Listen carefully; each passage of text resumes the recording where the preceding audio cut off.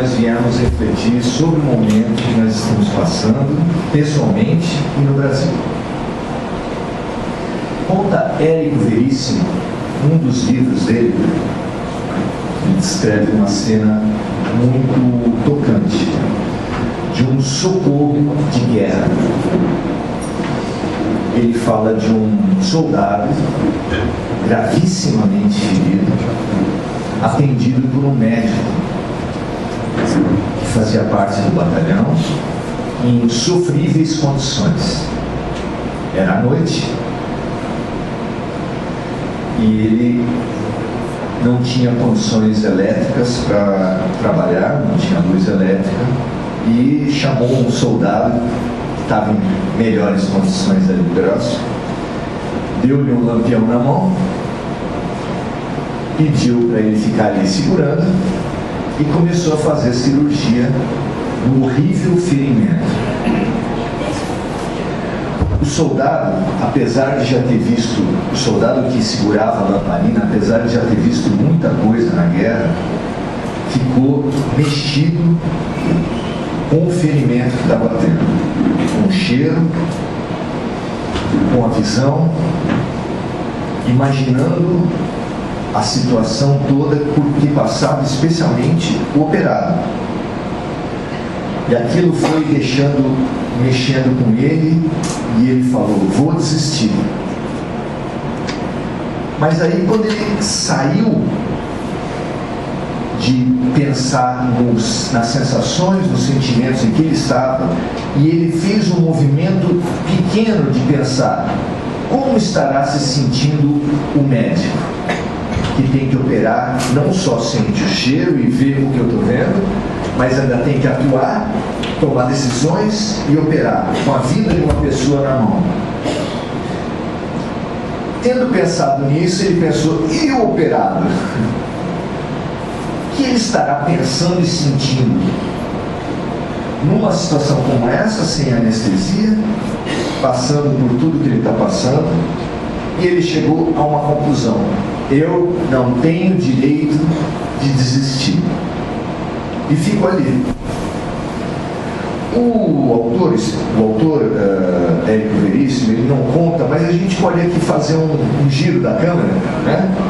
E tentar imaginar como os outros atores estavam se sentindo dentro daquilo. O médico pensando: que péssimas condições de trabalho tenho eu, né? Tantos colegas numa sala de cirurgia, com anestesia, com condições, instrumentador, todo o aparato, e eu aqui. Mas também olha para as pessoas ali perto, imagina o segurador de lamparina, vê na cara dele que ele já estava pálido, suando, imagina a dor do próprio assistido, e louva a atitude do assistido, porque apesar de tudo que ele estava passando na cirurgia, ele estava imóvel, sem expressar nenhum gemido e nenhuma reclamação. Desnecessário dizer que se ele desesperasse, se ele surtasse, se ele tivesse qualquer reação mais complicada, a cirurgia não poderia acontecer e ele morreria. Também o próprio cirurgião estava no seu limite para gritar e desesperar, mas também pensou naqueles outros dois personagens. Puxa vida, esse médico podia bem não estar aqui, tantas outras possibilidades, podia ter escolhido outro lugar para estar. Esse soldado então não tem nada a ver com a coisa. Então aqui salvando a minha vida. E em nome de salvar a vida dele, ele tomou a atitude de cooperação com aqueles atores que lhe cabia. Ele percebeu que cabe a mim é me conter, segurar a minha onda. Nós estamos numa época, num tempo do mundo todo e do Brasil em especial, que também é noite. E também não tem muita luz, não, vocês acham? Tem muito pouca luz nessa altura da vida no Brasil, não é verdade? Muito pouca. Se tiver uma lamparina, é muito. Quem será que está sofrendo cirurgia nessa situação nossa? Quem serão os médicos que estão operando? Quem será que está segurando a lamparina? Nós estamos no meio de um procedimento doloroso, extremo, muito sofrido para todas as pessoas envolvidas. E nós precisamos muito pensar nesse momento que nós estamos e pensar especialmente como fizeram as 3 figuras da cena que eu trouxe para cá. Que atitude nos cabe? Que atitude nos cabe numa situação extrema?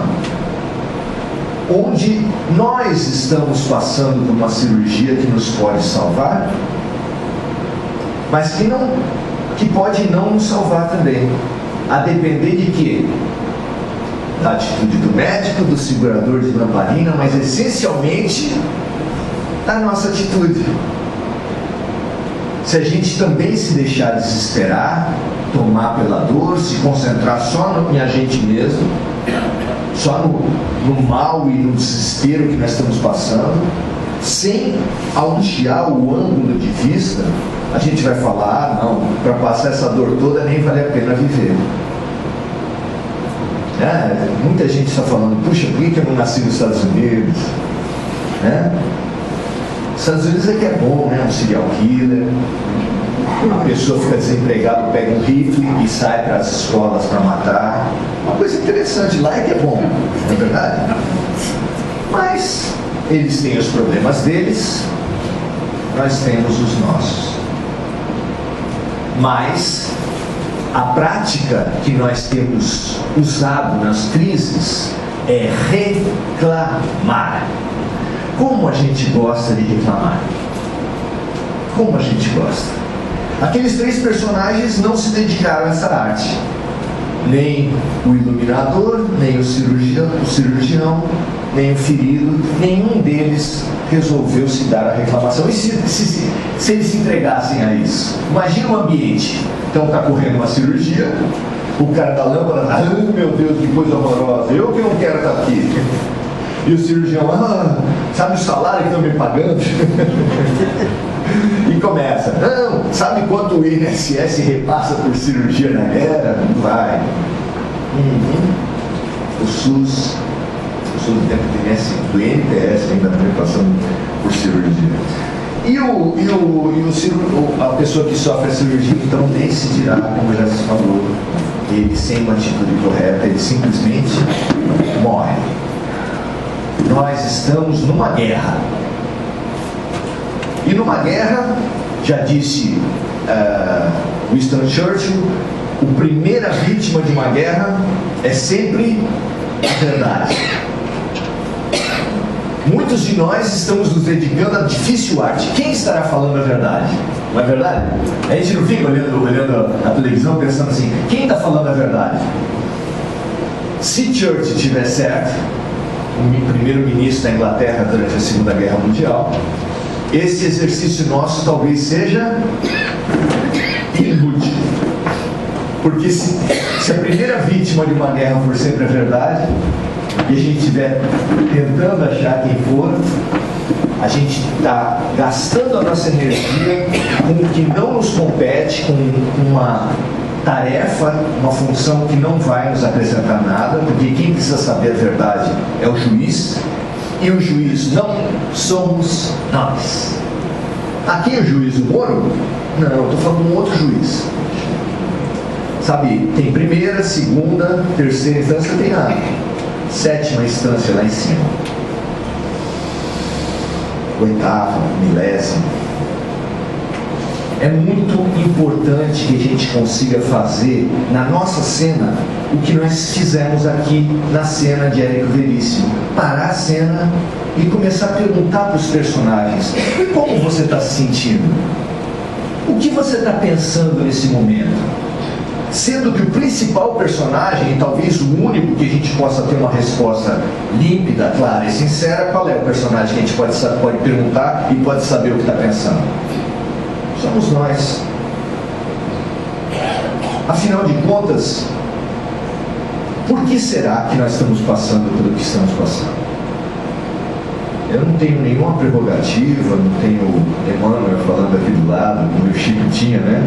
Vocês já viram o Pinga Fogo no YouTube? Ele vai dando as respostas e o tempo todo ele vai falando. Não, Emmanuel, que está aqui presente, a gente não tem, a gente está no show do milhão e não tem chamar os universitários, não tem placa, não tem nada. Nós estamos aqui.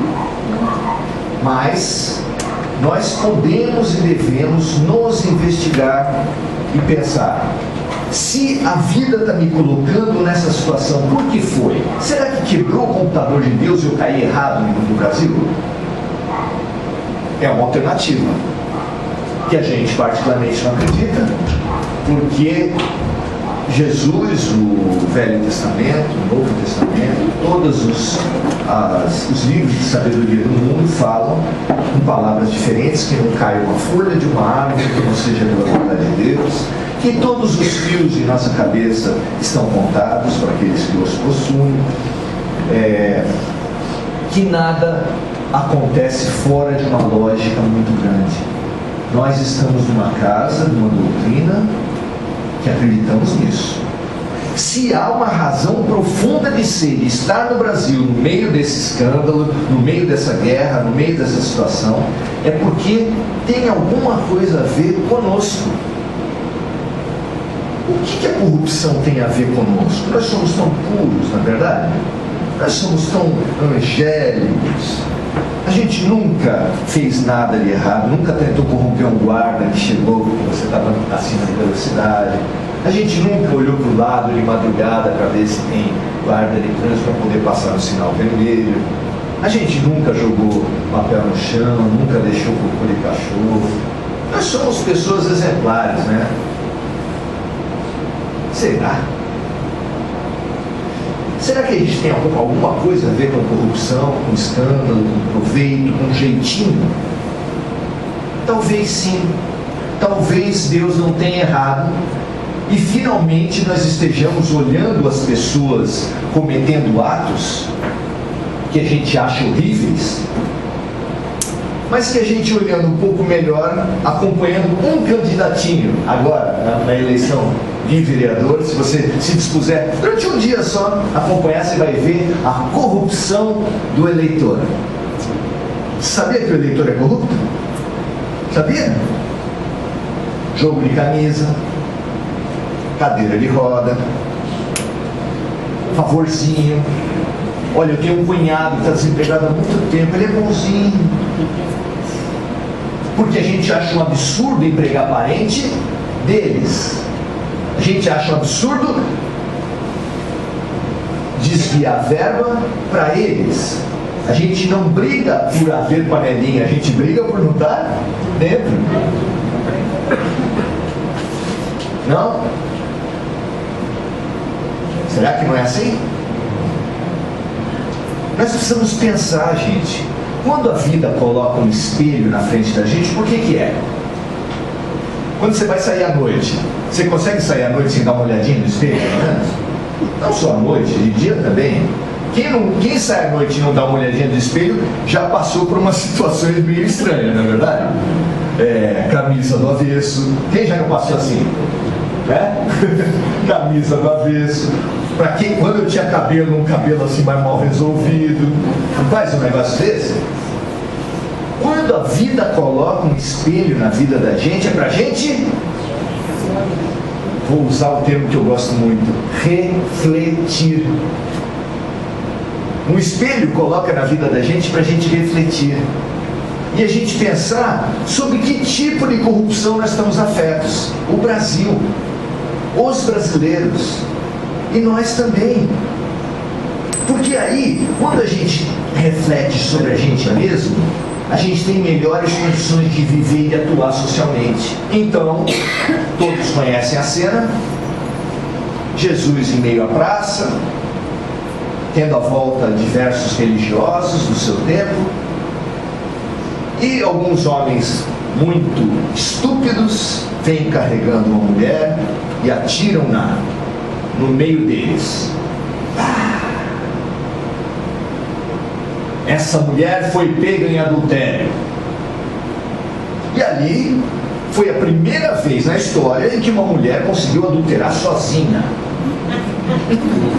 Nunca mais na história da humanidade aconteceu uma mulher adulterar sozinha, porque só apresentaram a mulher. A gente podia perguntar, e o cara?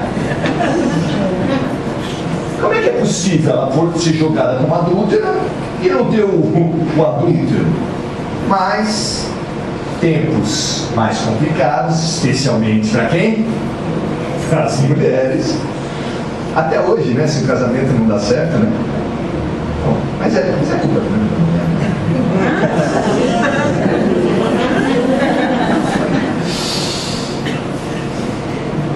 E ela foi atirada e Jesus colocado à prova. Falaram para ele: mestre, Moisés manda apedrejar.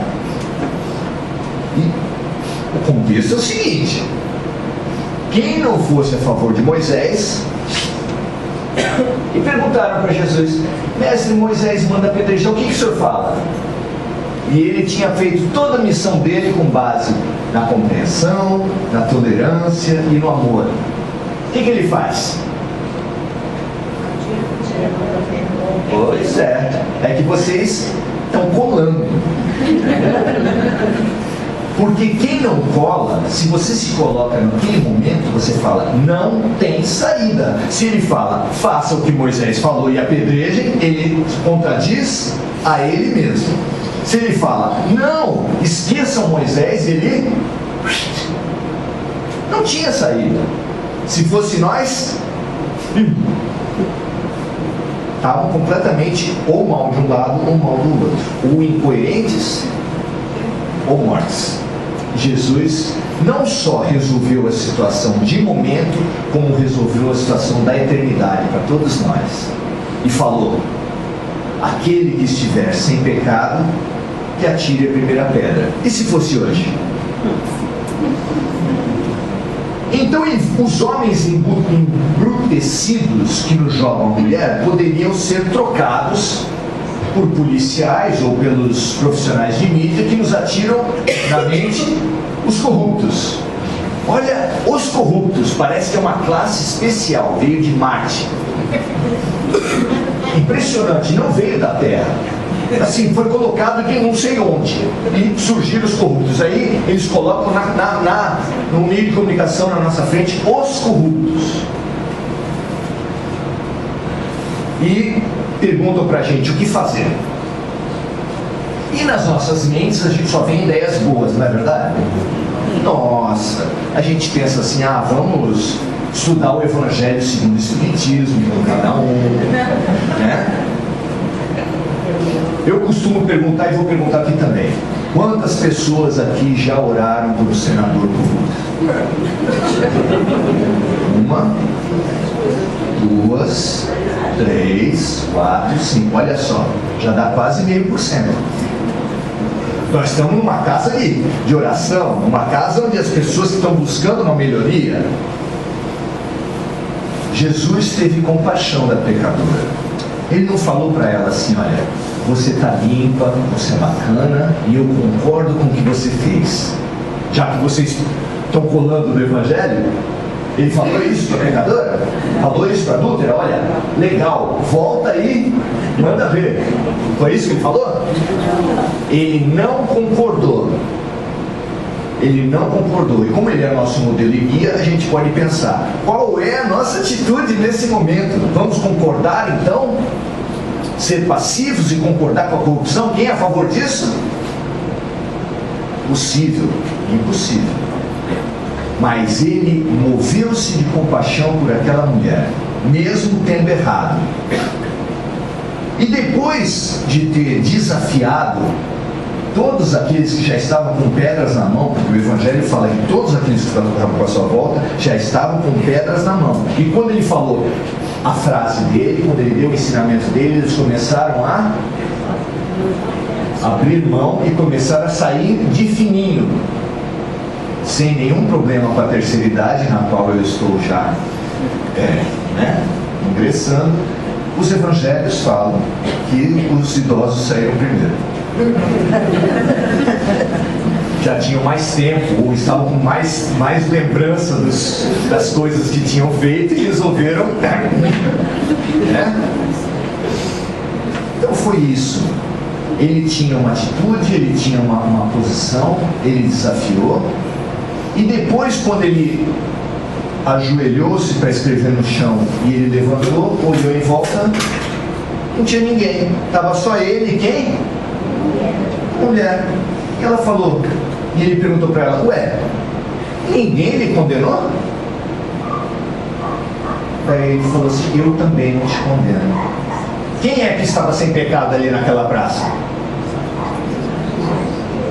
Jesus.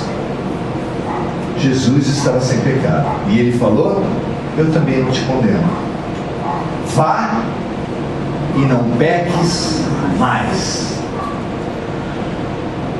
Quem no Brasil, quem no mundo está preocupado com o sistema judiciário, policial e penitenciário que efetivamente recupera as pessoas? Quem é que está preocupado com isso? Quem é que exige isso, exige políticas públicas que efetivamente recuperem os presos? Se viesse um ET aqui e conversasse com a gente, visse o nosso sistema judiciário, penitenciário, e perguntasse assim, como é que é? Como é que vocês fazem com as pessoas que erram? Não, a gente pega e coloca numa cadeia, chama-se penitenciária. Ah, é? E tem custos a penitenciária? Se fosse uma pessoa informada, vai falar, tem. Dá mais ou menos R$5.000 por cabeça por mês. Ah, é? Vocês gastam 5 mil? E para uma pessoa, uma família viver aqui fora, vocês dão 800.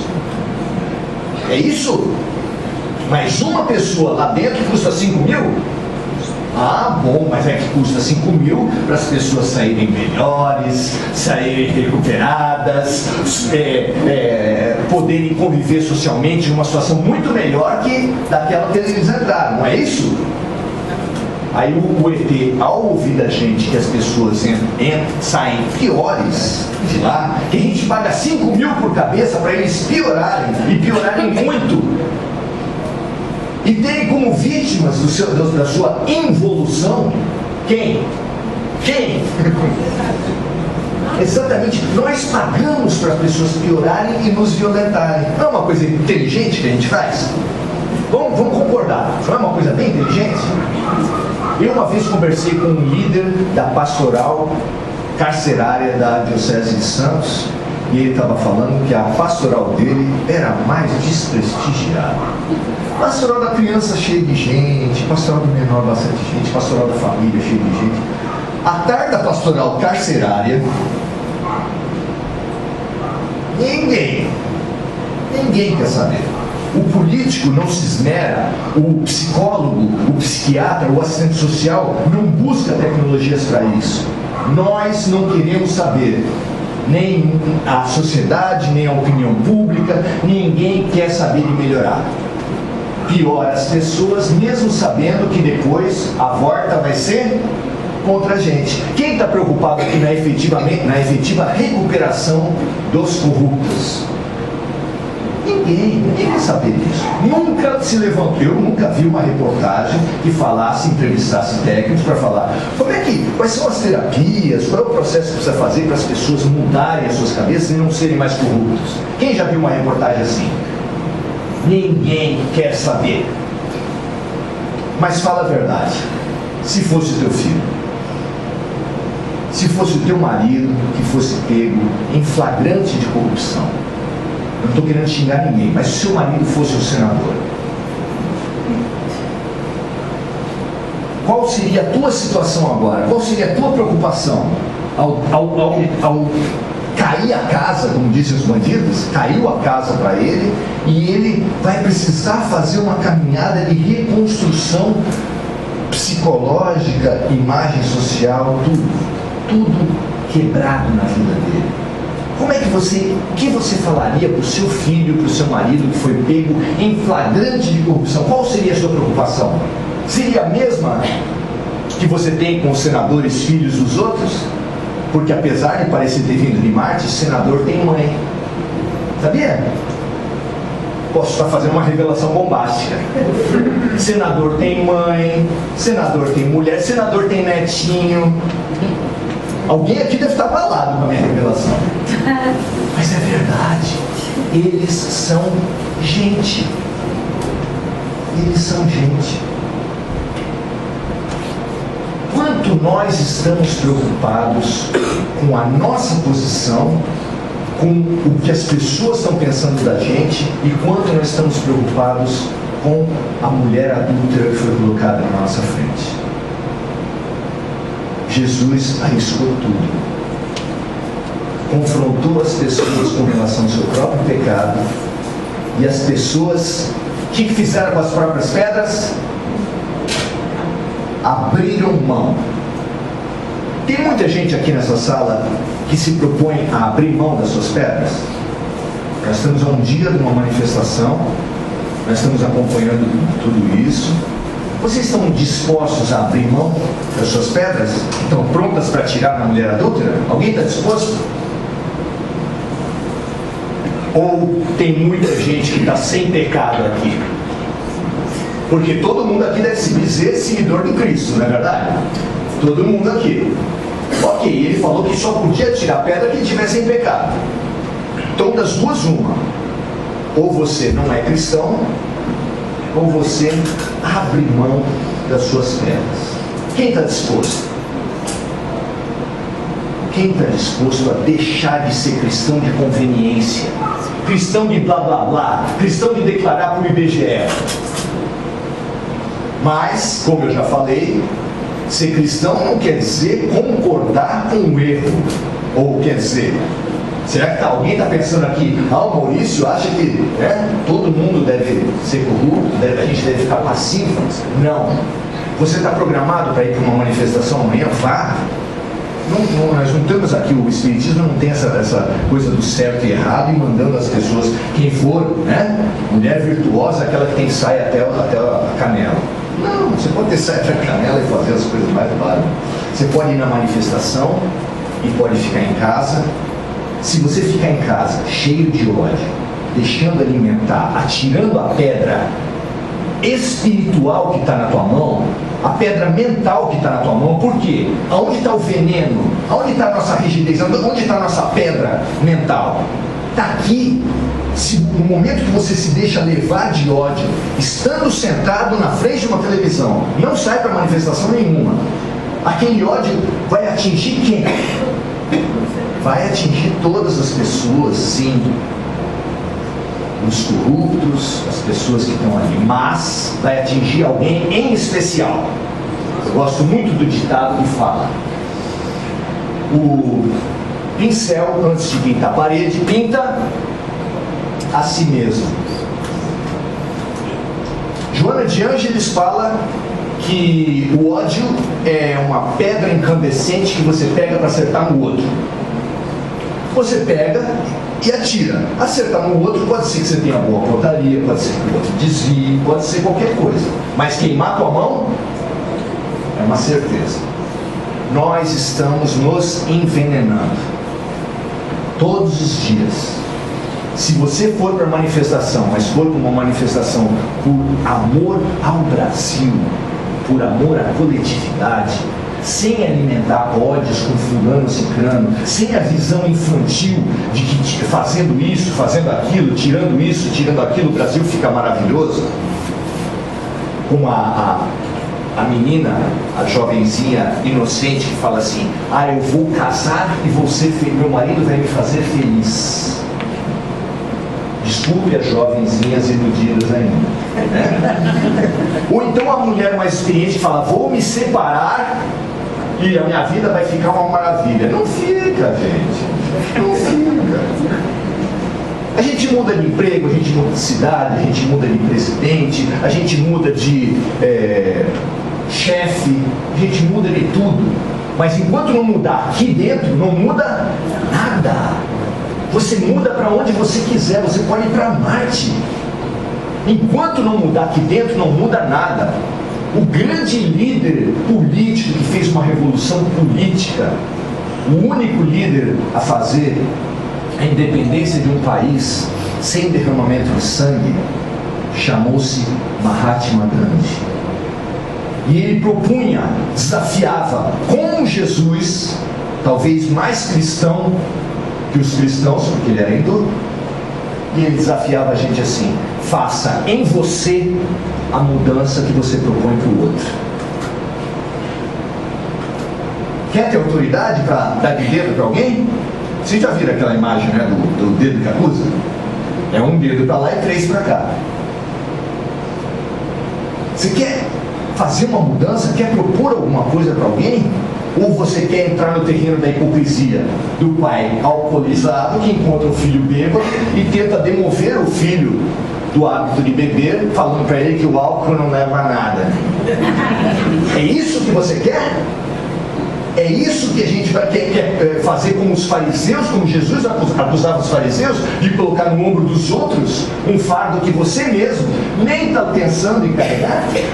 Será que 2000 anos depois a gente vai continuar sendo religioso de conveniência, ou a gente quer ser finalmente cristão? Finalmente ter boa vontade para isso.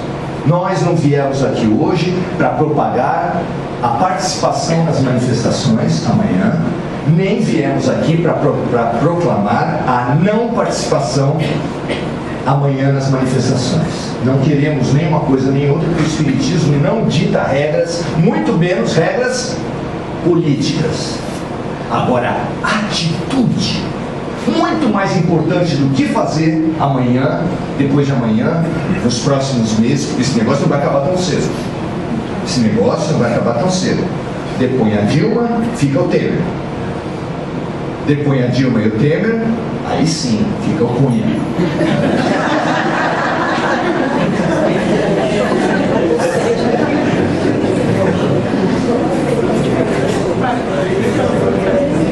É isso, gente. Se você tem dúvida, vai ler a Constituição, vai ler o livrinho. Tem uma ordem sucessória. Tá bom, vai sair o Cunha também. Fica. O presidente do Senado é o Renan Calheiros. Pronto, nós estamos bem. A solução das nossas vidas, a solução do Brasil, está em bons brasileiros. Allan Kardec teve uma revelação a respeito da evolução dos mundos. Ele soube dos espíritos que os mundos também melhoram.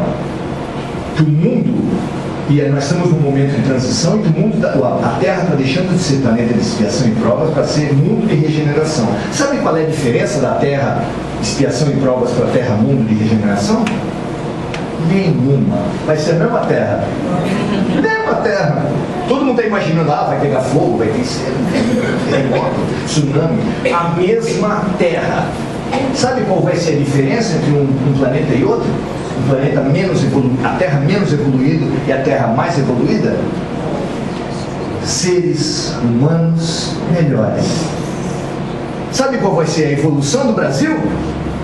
Seres humanos melhores.